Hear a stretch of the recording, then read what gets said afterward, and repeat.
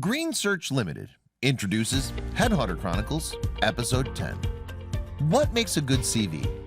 Part 1. Reference to the previous episode. What should you pay attention to during an interview with a potential employer? Be positive. Have an open attitude to the interview. Think through what you really want. Become familiar with the facts and figures about the local branch of the company. For example, turnover, number of employees, products, services. International background. What's a good CV like? Our first piece of important advice is don't overcomplicate it. This is true for the design, text, and details. This, however, does not mean you have to rush it. Writing a good CV takes time. Second piece of advice, make sure that there are no spelling mistakes in it. Third piece of advice, it should be well organized, well structured, easy to understand, and well presented. Photo. Should I insert one? Should I not? Is it important? If yes, what should it be like? Are the questions candidates often ask. We highly recommend the use of a photo. The reason for this is when hundreds of applications are received, a professional photo that sends the message of trust certainly makes someone stand out from the pool of candidates. Not to mention the fact that when you go for a face-to-face interview, you're more likely to be remembered. What shouldn't it be like? It shouldn't be too old, as it can be rather disappointing if you're not recognized. It shouldn't be taken at a private event, on a ski trip, or an excursion in the mountains. And our favorite one is having a beer with friends who are blurred out, sitting in your manager's chair, or showing you giving a presentation holding a microphone in your hand, etc. What should it be like? Have different photos taken by a professional photographer. Wear different shirts or blouses with and without a jacket.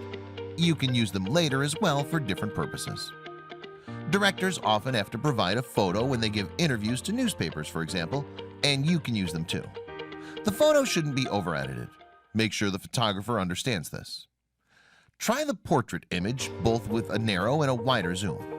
It depends on each individual, how they look their best. The photo should focus on the upper body. Look into the camera, make sure that there's eye contact. The photo should reflect openness and positive attitude. And yes, you can smile, but don't grin.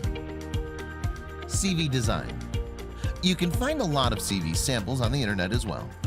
Choose a design that you think is nice, reflects your style, and says something about your personality. It can be modern, cheerful, conservative, or restrained. What really matters is the content and the data that will make it up. Personal details, name, date of birth, marital status, address, contact details, email address. What's important to point out here is that a lot of people don't like writing their date of birth, saying that in Western countries it cannot be an expectation and it's discriminative. This is true.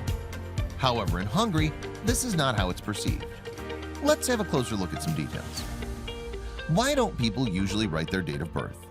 Because they don't want to reveal their age. Why would they do that? Some people say that because if they did, they wouldn't be invited for an interview because of their age. If you don't include your date of birth and you're invited for an interview, would it change anything? Usually not. If the company has a candidate of a different age in mind, they would still not carry on with this candidate after the interview. And let's not forget either that by looking at dates about the candidate's education, employment history, it's very easy to figure out their age. You honestly save some time for yourself if you include your date of birth. Marital status.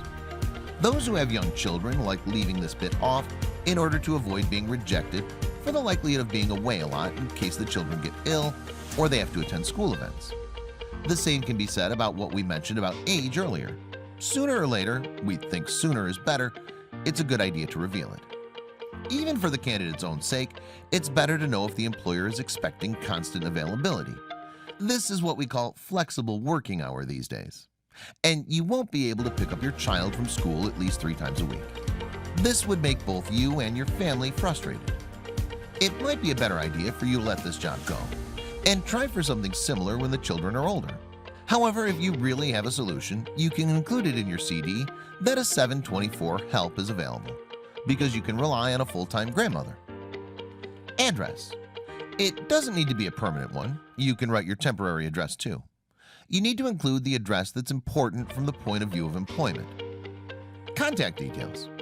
You need to write the phone number of a phone that you will answer. You can imagine how much we like it when we leave 5 messages on the candidate's phone, who then says that this phone is a private one, which is always in silent mode, and they listen to the voicemails only in the evening. The same is true for email addresses. Write an email address you check frequently. We often experience that we send many emails to candidates, and only later does it turn out that they check this email account once a week.